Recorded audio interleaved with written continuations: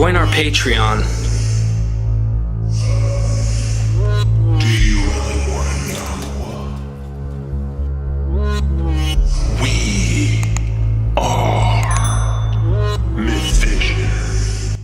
Dr. Price, we've talked about dying and rising gods and ideal types. Can you give us another example of an ideal type and kind of go into what specify what an ideal type is in the example that you'll give? Yeah, a great example is that of a miracle story.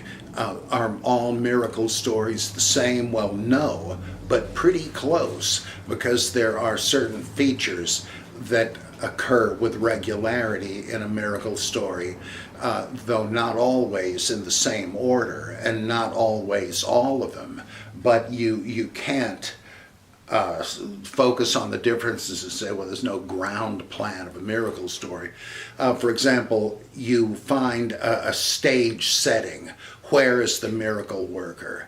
And is Jesus on the sea, or is he in the synagogue, or whatever? Is Apollonius of Tyana? Does he come upon a wedding, a funeral procession right after this woman has died right before she was to be married? What's he doing there? And the various other ones. Is Jesus out in the wilderness where there's nothing to eat? You need to know where it is usually. Then you have what they call sometimes a case history. There is some problem the miracle worker has to correct. It might be that these people have no food. They're going to starve. They're going to faint dead away on their way home. We got to feed them, but how? Lord save, we perish. The boat's about to capsize. Or this woman has had a hemorrhage for 12 years nonstop. Or this 12-year-old girl, so young yet cut off, she's dead. And you can just go on, and so something is wrong. Or in the Asclepius stories, testimonies of how people were healed, it'll say some guy who was blind came in, and he was so blind he had only a socket and not even an eye left. And some of them are fanciful, some are believable. A woman went to the Asclepius healing shrine because she had a pregnancy but could not deliver the child, and she hoped the healing God would help her. So there's a definite need. Well, the miracle worker says or does something that signals that, don't worry, he's going to take care of this. Like Jesus says, the girl is not dead, she's only asleep. Or who touched me, with the woman with a hemorrhage, or he took the girl by the hand, and Apollonius said, put down the stretcher, and they'll say, oh, what's he going to do? Is he going to give a funeral oration or what? And on and on and on it goes. So there's some signal of intention. And then there is some kind of gesture or word that accomplishes the miracle. Little girl, I say to you, arise, or peace, be still,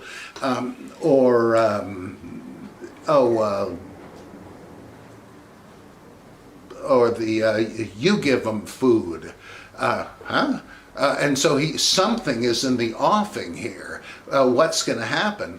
And then the miracle works. The girl returns to consciousness. The son of the widow of Nain comes back up out of the coffin. So does the woman that died on the day she was to be married, and so on and so forth.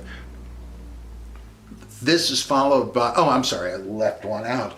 Right before this, after the word or gesture that signals he's going to do something, there's often the skepticism of the bystanders. Outside Jairus' house, when Jesus says, she's not dead, she's just asleep. And they say, how do you know? And they laughed him to scorn.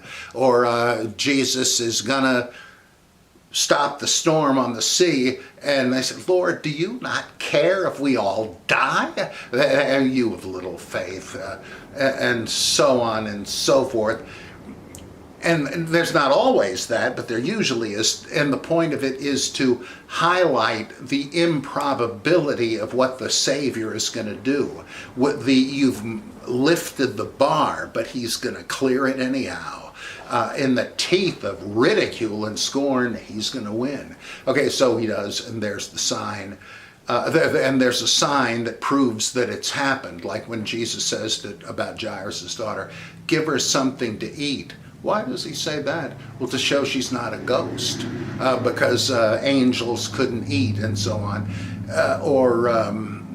Why do the pigs run down the precipice into the lake? To show that the demons actually did flee the demoniac and went into the pigs. And otherwise, who knows what happened? The sea immediately goes quiet, and so on and so forth. And then there's the reaction, the acclaim of the crowd. We've never seen anything like this. God has visited his people. Who then is this whom even the wind and the waves obey? And so on and so on. This is like the skeleton of any old miracle story. It doesn't have to have every one of these items. Sometimes they're mentioned in retrospect, but you can map out all these miracle stories that will have most of these features. And that's F.F. Bruce didn't think that mattered much. He'd say it's like a police report. It's always pretty much going to sound the same. But I don't think that's adequate. It just seems to me there is a literary structure here where you can see the function of all the elements and so on. And it's not that these stories were copied from each other. It's just that if you're going to tell a miracle story, you're going to tell it this way. Suppose it was based on something that happened, it's going to be told in a certain way. And this is important because it means that I think Greg Boyd and Paul Eddy say that there is a standardization factor, that as stories, even if they're factually true, once they start getting told, they get streamlined and all that. So you see, even though it looks like it might be a fictional story, maybe it isn't. And I said in a review, you're saying that even if it were factual, it doesn't look like it anymore, so why think it was factual? And that seems to be a fabrication, Occam's razor. Well, presumably it is. To say, oh, well, there was, like Euhemerism again, there was something a bit different that happened. Why posit that? It's a superfluous, extra explanation. And so it's important, the idea of an ideal type, and this is a great example of one. That is very interesting you put it that way, because that's like what most people tell me, mythologizing history. This is history that's being mythologized, and instead of the idea of a myth becoming history, they say it's harder for that to happen. And I don't know if you've heard that before, but I was researching on for scholars. I'm trying to interview more scholars on the historical Buddha. And there was something on Wikipedia, or maybe it was a website that I read on, where they said, it's easier to mythologize something historical than it is to historicize something mythological. And I don't know if that's completely opinion. Both happen, but I don't see. You have to look at the state of the evidence in any particular case. Both have happened, that's for sure, but it depends on whether there is any kind of reliable historical evidence. And if there isn't, you start thinking maybe this is a myth that has been brought down to earth. That is interesting. I like how you phrase that. And another thing I was thinking about, and obviously it's not I have not read very much on this, but when you mentioned they didn't copy or borrow necessarily, you got to imagine that the stories that were widespread and heard carry these same themes. Mm-hmm. And these aren't just some farmers in the backwoods who wrote these. These are educated they had to have known of other stories.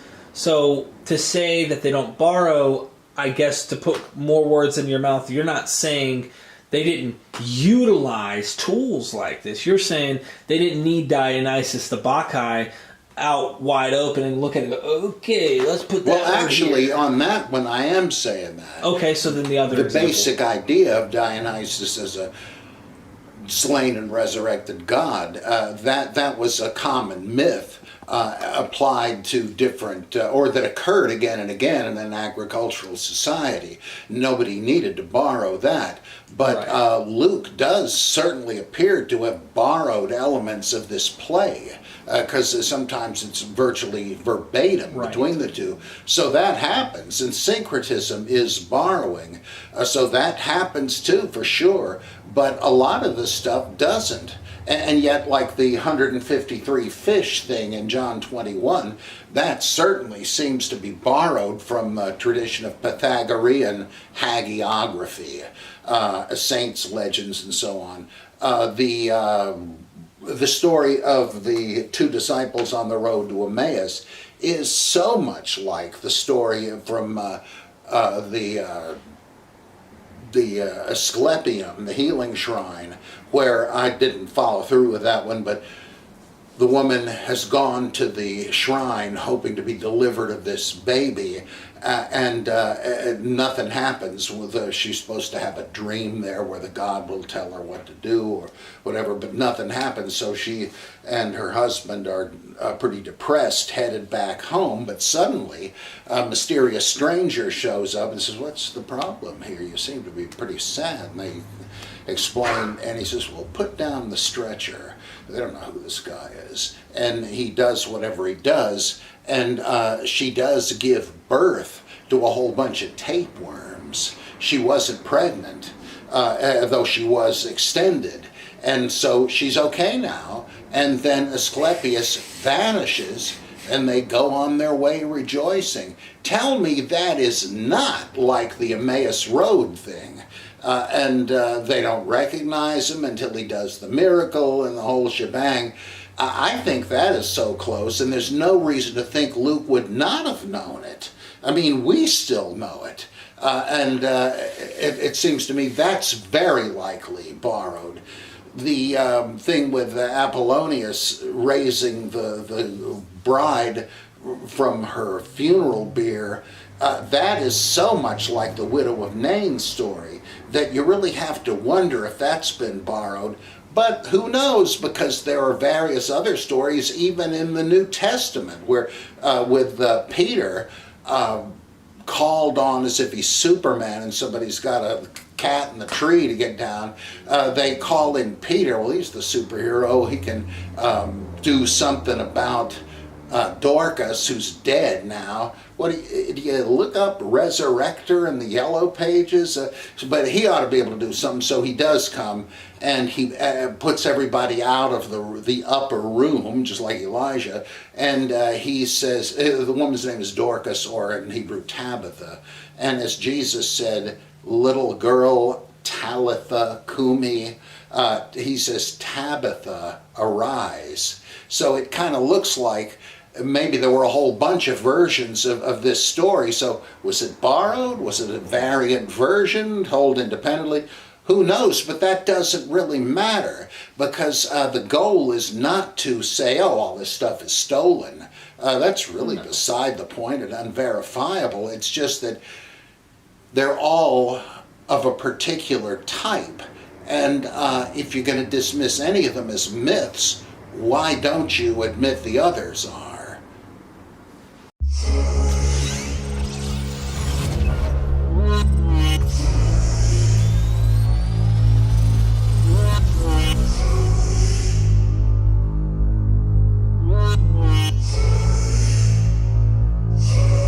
Join our Patreon